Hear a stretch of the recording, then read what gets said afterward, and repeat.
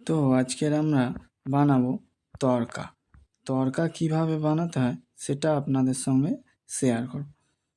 তড়কাটা প্রথমে ভালো করে ধুয়ে নিতে হবে। হয়ে গেলে পরিমাণ মতো জল দিয়ে প্রেসার কুকারে দিয়ে একটা সিটি মেরে নেব। তো আমাদের তড়কা বয়েল হয়ে গেছে। এরপরে আমরা তড়কার জন্য মশলা বানিয়ে নেব।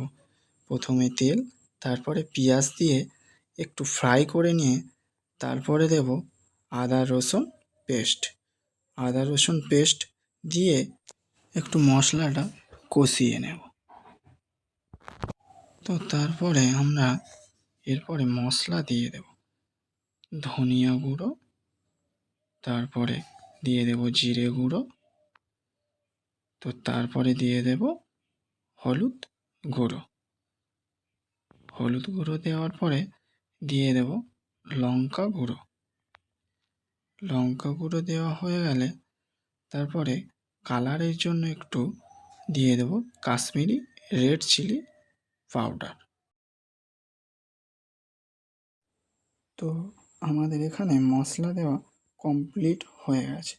অল্প পরিমাণ জল দিয়ে একটু মশলাটাকে কষিয়ে নেব। তো তারপরে দিয়ে দেব পরিমাণ মতো লবণ দেওয়া হয়ে গেলে এবারে তড়কাটা আমরা ওর মধ্যে ঢেলে